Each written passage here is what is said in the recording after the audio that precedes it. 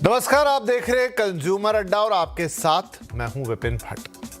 सावधान हो जाइए, क्योंकि आज बात आपकी नौकरी की नहीं बल्कि आपके बैंक खातों की है।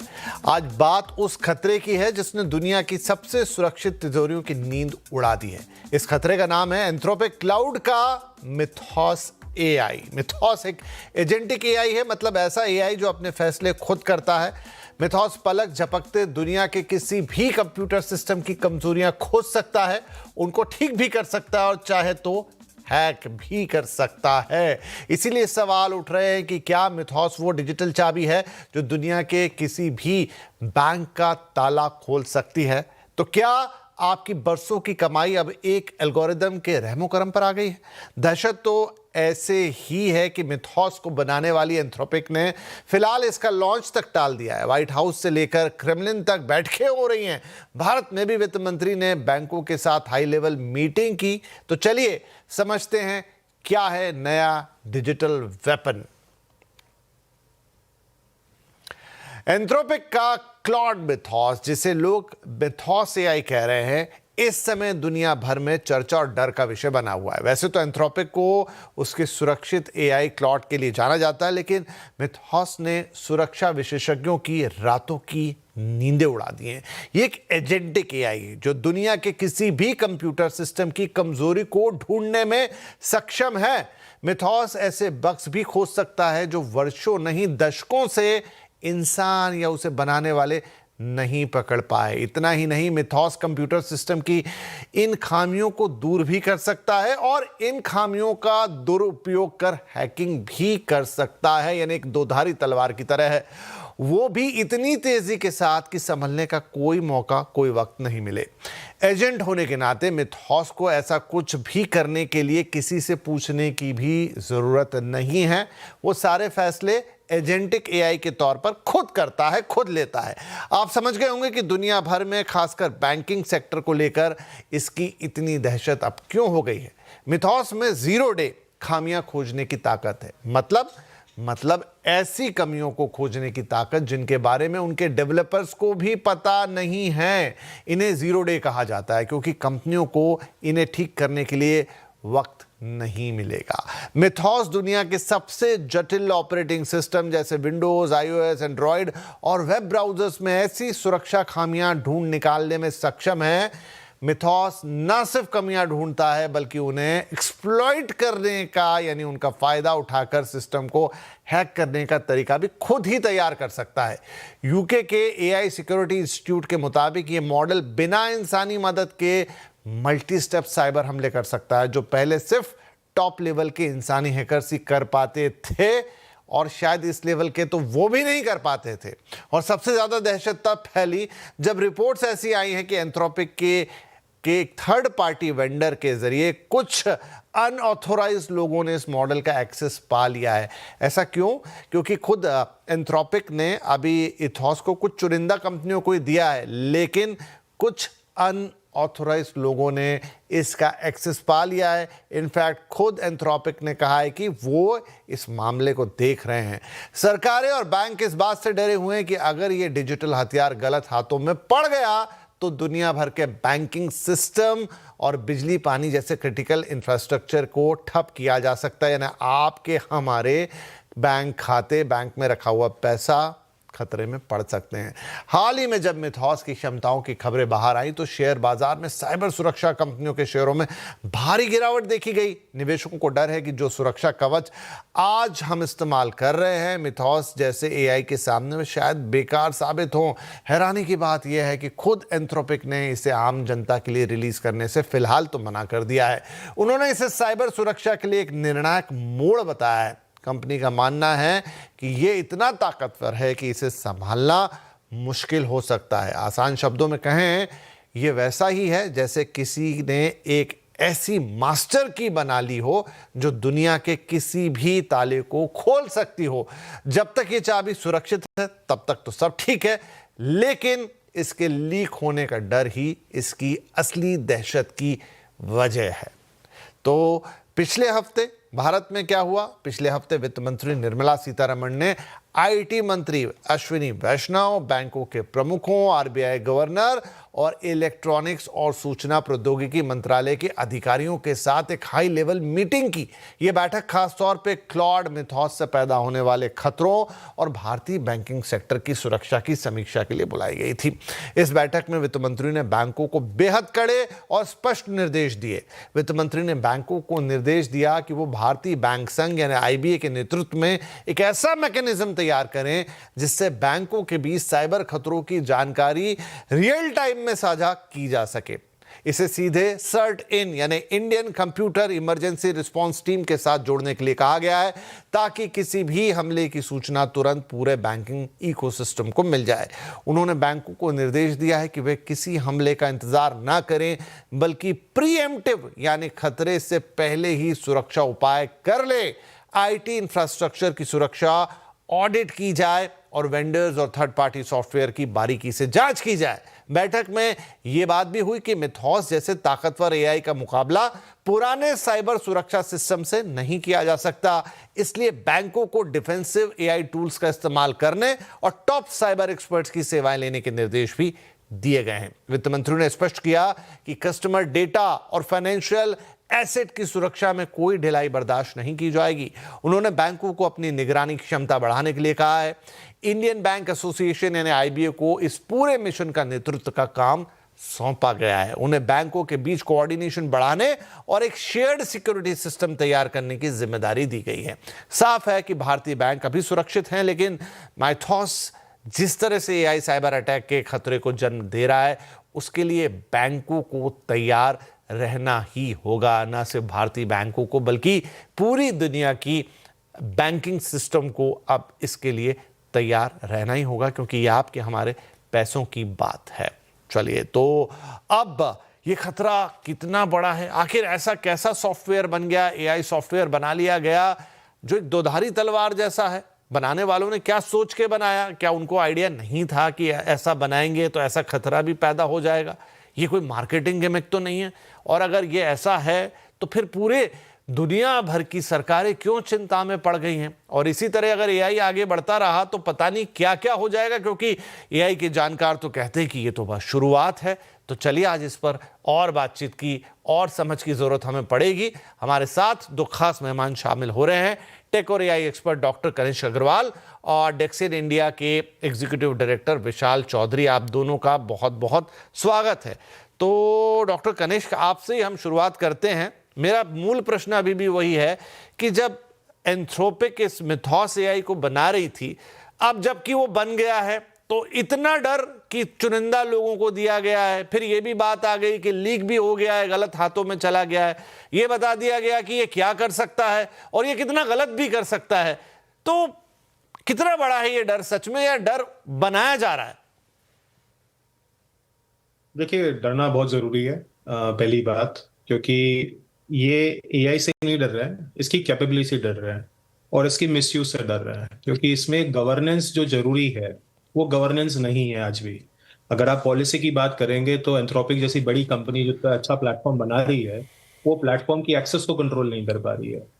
तो अगर इसकी ताकत को देखेंगे तो वाकई में आप किसी भी वल्नरेबिलिटीज देख सकते हैं। आपने बताया था प्रोग्राम के अंदर, ऑपरेटिंग सिस्टम हो गया, ब्राउजर हो गया, और कोई भी संस्था जो होती है, जैसे कि आप बैंकिंग हो गई या कोई भी एंटरप्राइज कंपनी हो गई, वो एक एप्लीकेशन के ऊपर रिलाई नहीं करती है, वो मल्टीपल एप्लीकेशन इस्तेमाल करती है, बहुत सारे वेंडर्स पे डिपेंड करती है। इंफ्रास्ट्रक्चर मल्टीपल वेंडर्स का होता है और लीगेसी सिस्टम्स इनके पास इतने पुराने होते हैं जो 40 साल पुराने हैं, 50 साल पुराने हैं, और उनको अभी भी इस्तेमाल करते हैं। तो आप इसका मतलब समझते हैं कि अटैक सरफेस जो है इन बैंकिंग इकोसिस्टम्स का या एंटरप्राइज कंपनीज का बहुत बड़ा है। ये किसी भी पावर सेक्टर के अंदर, डिफेंस सेक्टर के अंदर बहुत बड़ा खतरा है, क्योंकि इसकी जो पावर है वो है ऑटोनोमस। ये अपने आप कमी ढूंढेगा आपके सिस्टम के अंदर और उस पर अपने आप अटैक करना शुरू कर देगा। तो पहले किसी साइबर अटैक के अंदर बहुत प्लानिंग लगती थी, स्किल लगती थी, टाइम लगता था। ये बिना समय लगाए फटाफट से आपको अटैक कर देगा, सिस्टम को हैक कर लेगा, ट्रांजैक्शंस कर लेगा।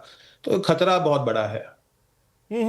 तो विशाल साहब, ये बताइए कि बनाने वालों ने जब इसे बना रहे हैं, आखिरकार कोई तो डिजाइन कर रहा है, माना कि एजेंटिक एआई है, ये खुद से बहुत सारे काम कर सकता है, लेकिन आफ्टर ऑल आप इसे बना रहे हैं तो आप इसको इस लेवल तक की छूट क्यों दे रहे हैं कि ये जाके हमले करे? हाँ ठीक है, ये आपको वर्नेबिलिटी बताए, ये आपको दिक्कत बताए, ये आपको लूपहोल्स बताए, लेकिन आप बता रहे हो कि नहीं भैया ये खुद ही हैक कर देगा, पता नहीं क्या क्या कर देगा, ये तो एटम बम हो गया, गलत हाथों में पड़ गया। तो क्या बनाने वाले का इस पे इतना कंट्रोल नहीं है? नहीं, आपकी एकदम सही बात है। जब 5 से 6 साल पहले तक जब हम लोग एआई के बारे में सोच रहे थे, तो हमने एआई के बारे में एज ए इनेबलर सोचा था कि ये हमें हेल्प करेगा हमारे डे टू डे टास्क में। बट जब जैसे मेरे पीआर ने बताया कि जब इतनी वनरेबिलिटी इतने कम समय में अगर वो देख सकता है, तो आपकी बात एकदम राइट है कि किस तरीके से बनाने वाले ने इस पे स्टॉप नहीं लगाया इन टर्म्स ऑफ कि किस किस किस कंट्रीज को ये देना है, किस किस कौन कौन इनेबल करेगा और किस हाथों में जाना चाहिए at the end of the day, बहुत इंपॉर्टेंट है। और इसमें सब लोगों को जो दिक्कतें महसूस हो रही हैं वो ये होनी चाहिए कि ये स्पीड ऑफ अटैक इसका इतना घातक है कि ये आपको सोचने का टाइम नहीं देगा after a cyber security attack कि आपको इसको कैसे दबाना है, इसको इसके इसके सॉल्यूशंस क्या आएंगे उस लेवल पे। सो आई थिंक जो जो एक सॉफ्टवेयर आपकी 30 सालों की गलतियां जो एक डेवलपर नहीं ढूंढ पा रहा है, और वो आपकी वीकनेसेस ढूंढ के जब ये अटैक करेगा, तो इसका सही हाथों में और सही सही जगह उसका यूज होना बहुत इंपॉर्टेंट है।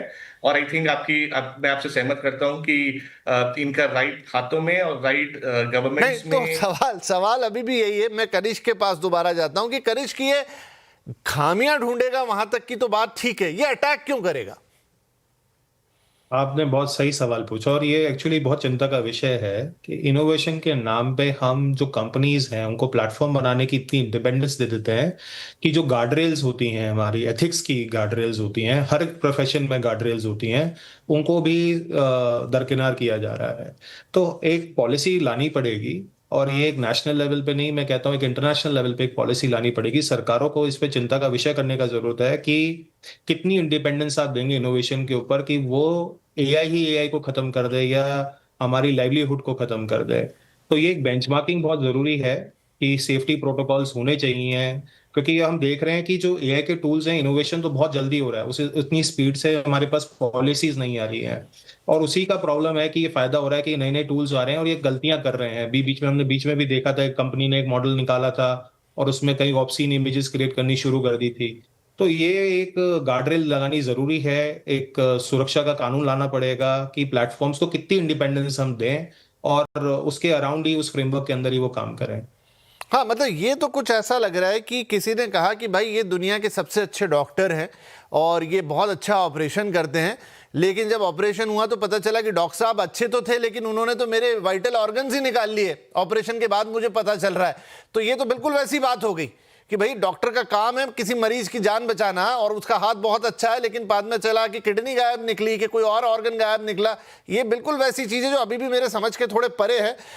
मुझे ये बताइए विशाल कि क्या ये कोई बहुत बड़ा मार्केटिंग गिमिक भी हो सकता है? डराने वाली बात कि आप फिर इसी को खरीदें या इसी को लें, पता चला कि वर्नेबिलिटी निकल रही है आपके सिस्टम में, अब आपको बचना है तो आप इसको ले लो। देखिए, I don't want to assume, but जिस तरीके की जियो पॉलिटिकल सिचुएशंस चल रही हैं, हो सकता है ये मार्केट गिमिक भी हो। लेकिन जैसे डॉक्टर साहब ने कहा कि एक पॉलिसीज अगर हम इंटरनेशनली और नेशनल पर्सपेक्टिव से बना सकते हैं इनके राइट यूसेज के लिए, वहां तक हमें कोई नुकसान नहीं होगा। बट अगर मैं एजम्पशन पे जा रहा हूं, तो शायद एक मार्केट गिमिक हो सकता है अपने स्टॉक्स, अपनी वैल्यूएशन बढ़ाने का। जब तक हम इसको अपने हाथों से ट्राई नहीं करेंगे, बहुत डिफिकल्ट है कोई डिसीजन या कोई आंसर देना इस पे। जी, मुझे ऐसा कई बार इसलिए लगता है क्योंकि एआई एक नई चीज है, अभी हम सब लोग उसको जान रहे हैं, समझ रहे हैं, आप जैसे एक्सपर्ट उसे और ज्यादा जानते हैं। लेकिन कई बार ऐसी कहानियां बाजार में आती है कि किसी ने फला एआई का इस्तेमाल करके अपने घर की बहुत अच्छी कीमत निकाल ली, किसी ने अपना इलाज कर लिया, ऐसी चीज पता लग गई जो डॉक्टर नहीं ढूंढ पाए। कई बार मुझे ऐसा लगता है कि जानबूझ के इस तरह की खबरें प्लांट कराई जाती हैं या कहानियां बनवाई जाती हैं ताकि वो पर्टिकुलर प्लेटफॉर्म का इस्तेमाल हो, लोग जाएं और उसको यूज करें, क्योंकि यही कंपनियां बड़े बड़े ऐड भी दे रही हैं, टीवी पे आ रहे हैं, अखबार पे आ रहे हैं, होर्डिंग्स लगे हुए हैं, डेफिनेटली अपने आप को आगे बढ़ाना चाहती हैं। तो एक हद तक तो चीजें सही हैं, दूसरी हद तक थोड़ा हवा भी है, ऐसा लगता है। वेल, कनिष्क मुझे ये बताएं अब कि आप इसने एक तरफ एक और चीज उजागर की है कि ठीक है, हम मान ले कि जिस तरह की बात की जा रही है एंथ्रोपिक बिल्कुल वैसा ही बन गया है। मेरा सवाल तो अभी भी अनुत्तरित है कि उसके अंदर दोनों तरफ की क्षमताएं क्यों डेवलप की गई। आफ्टर ऑल एक प्रोग्राम ही है, ऐसा भी क्या एजेंटिक एआई है कि आपका कंट्रोल ही उसके ऊपर नहीं, और अगर ऐसे प्रोग्राम है तो उन्हें तुरंत बंद कर देना चाहिए जो आपके कंट्रोल के बाहर है। अभी तो ये सिर्फ बैंकिंग सिस्टम तक जाने की बात है, कल को आप कह देंगे कि ये तो कहीं किसी न्यूक्लियर प्लांट में कोई रिएक्शन ही ट्रिगर कर देगा एआई, तो इसका तो कोई एंड ही नहीं है। तो ये तो थोड़ी जिम्मेदारी वाली बात हुई, लेकिन अब जब दुनिया भर की सरकारें इससे डर रही हैं तो क्या दूसरी तरफ इस चीज के आने से यह भी पता लग गया कि हमारे सिस्टम कितने वल्नरेबल हैं, उनको अपडेट नहीं किया गया, वो अभी तक पुराने सिस्टम्स पे चल रहे हैं। चलिए, कोई एआई नहीं आया, लेकिन हैकर ही कर लेता वैसा कोई काम, तो सिस्टम तो आपके बहुत ही कमजोर हैं। बिल्कुल आप सही कह रहे हैं। हमारी जो व्यवस्था है, अभी इंफ्रास्ट्रक्चर जो इस्तेमाल हो रहा है वो काफी पिछड़ा हुआ है। अगर एआई की अडॉप्शन रेट की बात करें तो एआई का अडॉप्शन रेट अभी भी वो एलएलएम और बाकी डॉक्यूमेंट जनरेशन में कर रहे हैं। अभी अगर आप बात करें भारत के अंदर करीब 22 बिलियन ट्रांजैक्शन हम लोग करते हैं यूपीआई के अंदर, बट अगर हमारे डिजिटल इंफ्रास्ट्रक्चर की बात करेंगे वो कितना सिक्योर है, वो एक क्वेश्चन की बात है। तो साइबर सिक्योरिटी हमेशा रिएक्टिव रहा करती थी, तो हमें एआई के हिसाब से रिएक्टिव होने की जगह हमें प्रिएम्प्टिव एक्शंस लेने पड़ेंगे, क्योंकि एआई क्या है कि वो माफ नहीं करता, फास्ट होता है, स्मार्ट होता है और स्केलेबल भी होता है। तो उसके हिसाब से हमें इंफ्रास्ट्रक्चर बनाना पड़ेगा। तो एआई का इस्तेमाल एआई के खिलाफ ही करना पड़ेगा। हमें इंश्योर करना पड़ेगा कि हम सेव इकोसिस्टम बना पाए। सबसे बड़ा हथियार हमारे लिए है बिहेवियरल डिटेक्शन करना। इसका मतलब एआई का इस्तेमाल करें, आइडेंटिफाई करें कि कोई बिहेवियर जो है वो सिस्टम ड्रिवन है या वाकई में ह्यूमन ड्रिवन है। ट्रांजैक्शंस को रोकने के लिए भी हम क्या कर सकते हैं कि आइडेंटिटी रिकॉग्निशन कर सकते हैं। हमारे पास इतना बड़ा इकोसिस्टम है आधार का, तो हम आधार के ऊपर एक लेयर लगा सकते हैं गवर्नेंस की, डिजिटल आइडेंटिटी प्रोटेक्ट करने के लिए, ताकि जो भी ट्रांजैक्शन है जो हाई वैल्यू है वो इस राउट के थ्रू ही ट्रांजैक्शन इनेबल हो। और ऑब्वियसली हमें एक रियल टाइम मॉनिटरिंग सिस्टम्स बनाने पड़ेंगे ताकि अगर इस सरफेस लेवल अटैक्स हैं, अगर मल्टीपल एरियाज में होता है तो उसको आइडेंटिफाई कर पाए। तो ये एक इमीडिएटली हमारा एक्शन प्लान हो सकता है जो हमारा बैंकिंग सेक्टर और अदर सेक्टर्स इंप्लीमेंट कर सकते हैं। तो क्या एआई का जवाब एआई से ही निकलेगा? क्या जहर को ही जहर काटेगा कि हम भी किसी संभावित एआई वाले से होने वाले खतरे को या हमले को रोकने के लिए एआई का इस्तेमाल करें? उसमें हम कहां खड़े हैं या फिर हमें कहीं बाहर की तरफ देखना पड़ेगा? एक छोटा ब्रेक लेते हैं, ब्रेक के बाद थोड़ा और समझेंगे कि मिथॉस आखिर या इसके जैसे दूसरे एआई, क्योंकि ये तो अभी शुरुआत है, और भी कंपनियां काम कर रही होगी, कल को पता नहीं क्या क्या अनाउंसमेंट आए। ये तो ऐसी अनाउंसमेंट आती है कि एक अनाउंसमेंट हुई और फिर पूरा बाजार हिल जाता है। तो क्या और होने वाला है, इस पिटारे में से क्या क्या निकलने वाला है, ये भी देखने वाली बात होगी। एक छोटा ब्रेक के बाद कुछ और अहम सवाल इससे जुड़े हुए। खतरे में खाता हम बात कर रहे हैं एक ऐसे एआई सॉफ्टवेयर की जिसने पूरी दुनिया में इस समय धूम तो नहीं कहना चाहिए, लेकिन एक बहुत डर का माहौल पैदा कर दिया। वो है एंथ्रोपिक का मिथॉस, जो कि क्या काम करता है कि वो जितने ऑपरेटिंग सिस्टम्स हैं या जो ब्राउजर्स हैं उनकी जो कमियां हैं, और दशकों पुरानी कमियां, और इनफैक्ट ऐसी कमियां जिनके बारे में उनके बनाने वालों को भी नहीं पता है, इन्हें सिस्टम में सेंध लगाने की पूरी क्षमता रखता है। बनाया तो इसे गया है सिस्टम को सुरक्षित रखने के लिए, लेकिन ये कैपेबिलिटी भी उसे दी गई है कि वो उसी सिस्टम को हैक कर ले, और ये दुधारी तलवार साबित हो रहा है। और इसीलिए पूरी दुनिया में हड़कंप मचा है, खास तौर पे बैंकिंग सिस्टम पे, कि भाई ये गलत हाथों में चला गया तो फिर पूरी दुनिया के बैंक असुरक्षित है। और पूरी दुनिया के बैंकों में आपका हमारा मतलब हमारे देश के बैंक में हमारा पैसा, दूसरे देशों में वहाँ के लोगों का पैसा, यानी पूरी दुनिया की अर्थव्यवस्था को दिक्कत हो जाएगी।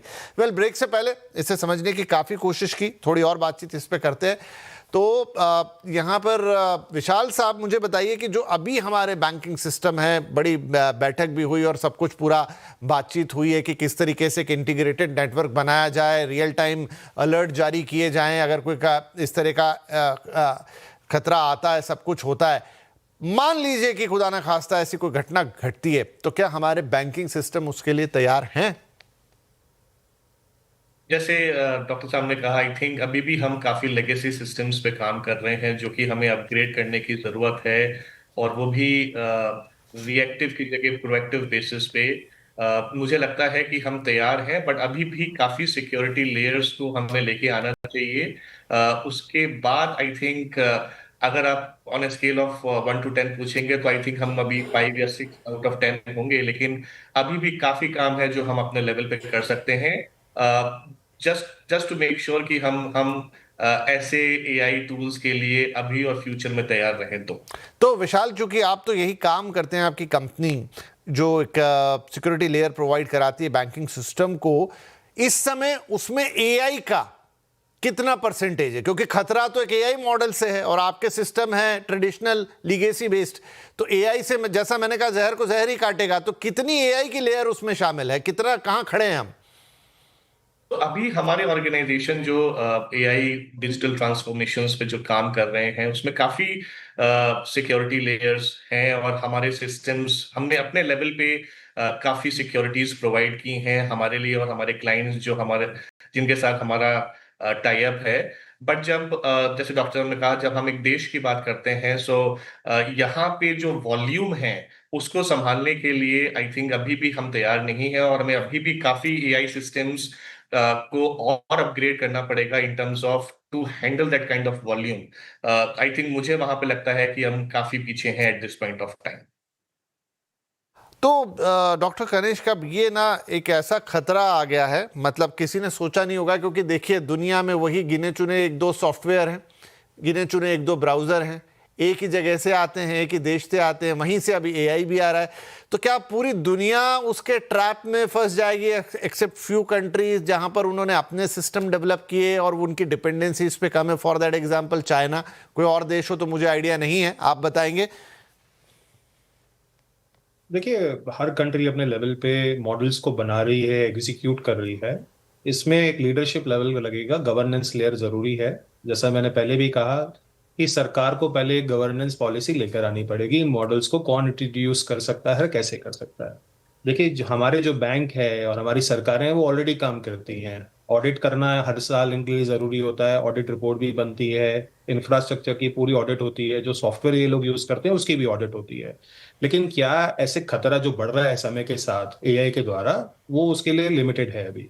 तो इसके लिए बहुत जरूरी है कि इंडिया के पास, हमारे पास मॉडल है बड़ा, हम स्केल कर सकते हैं, डिजिटल डेटा हमारे पास इतना सारा है, तो क्यों नहीं हम इसकी रिस्ट्रिक्टेड एक्सेस लेके और हमारा खुद का मॉडल तैयार करें, सिक्योर करें, हमारे इंफ्रास्ट्रक्चर को आइडेंटिफाई करें, प्रिएम्प्टिव एक्शन लें किसी अटैक से पहले, और उसके बेसिस पे हमारी कंट्री को सिक्योर करें, सारे सिस्टम्स को। और मैं कह रहा हूँ कि बैंकिंग तक ही नहीं, मैं कह रहा हूँ हर सेक्टर में खतरा है। अगर ऐसा है उसकी कैपेबिलिटी कि वो अटैक अपने आप कर सकता है, तो वो ऐसा भी कर सकता है कि किसी शहर की पूरी की लाइट रातों हाँ रात वही तो। अच्छा, मुझे एक सवाल, अब क्विकली, मेरा टाइम क्योंकि खत्म हो रहा है, मैं डॉक्टर कनिष्क आपसे और पूछना चाहता हूँ कि चैट जीपीटी, ग्रॉक और डीप सीक और यहाँ तक तो सारी चीजें सही थी, लेकिन ये एंथ्रोपिक बैक टू बैक ऐसी चीजें लॉन्च किए जा रहा है, एक हफ्ते कुछ करता है, दूसरे हफ्ते तो पूरा आईटी सेक्टर हिल जाता है, अब इसने ये चीज की पूरा बैंकिंग सिस्टम हिल गया।